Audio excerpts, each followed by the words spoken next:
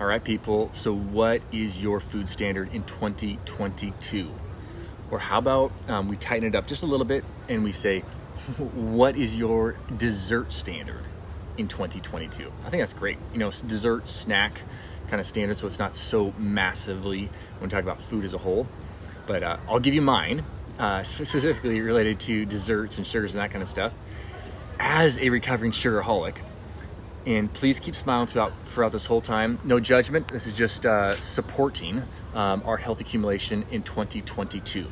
So if I eat chocolate, I'm 100% of the time I'm eating dark chocolate, but I always make sure as part of my standard that there's as much fiber as there is sugar in the chocolate bar.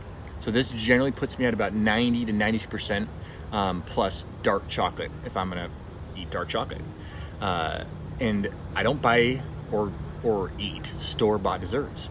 It's got to be homemade. It's got to be my mom, my wife, my sisters, because I know very specifically the ingredients they're going to use, and I just want to always be putting in actual real food substance, even if it's actually sugar in it. I want it to be real. I don't want it, corn syrups and mixes from Trader Joe's or Whole Foods or those places.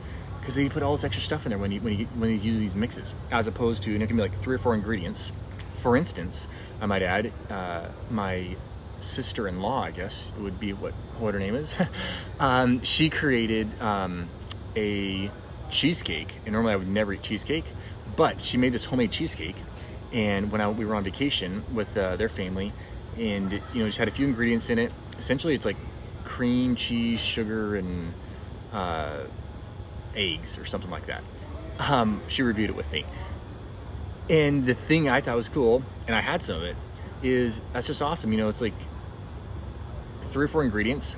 She did a fantastic job, and you don't get all the extra stuff. The other 400 things that would be on the ingredient list if you went to like Cheesecake Factory, if you went to the store and bought cheesecake. It's gonna have all this extra just junk in it that makes it stay a long time and all that kind of stuff. So store-bought, no thank you when it comes to desserts.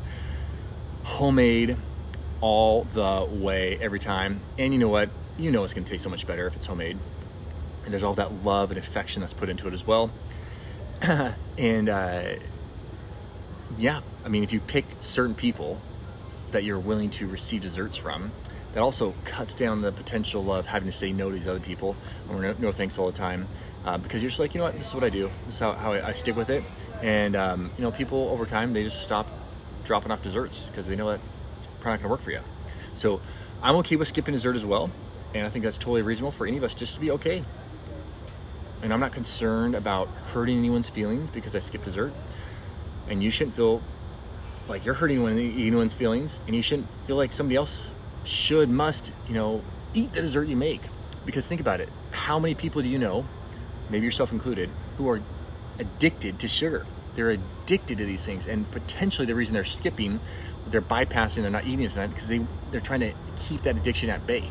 So help them out. When you go to restaurants and stuff, I would just skip dessert, because restaurants, they're gonna have all that extra fluff in it. Go home, make your own dessert, or find something exactly what the ingredients are. Or maybe the restaurant has literally every single ingredient written out, and hopefully it's like within 4 or 5 ingredients.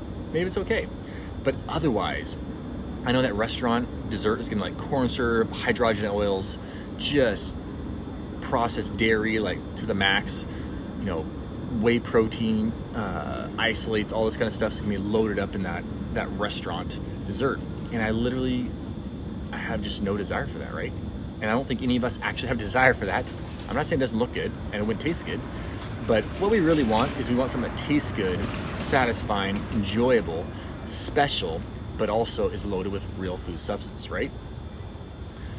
I know there'll be, buckets of sugar as well in those restaurant desserts, versus like when my wife makes desserts now.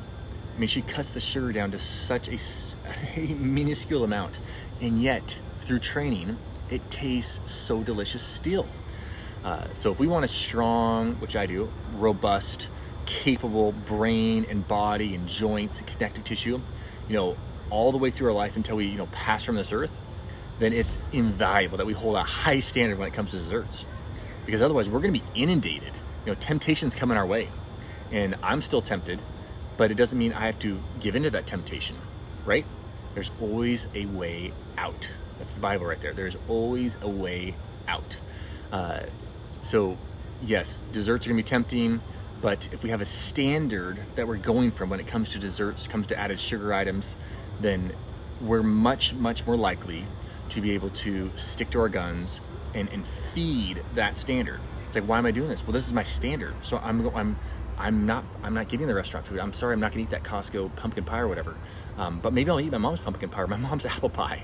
But no, thank you. I'm not participating in that Safeway apple pie, because it's literally not gonna taste anywhere near what my mom's apple pie tastes like.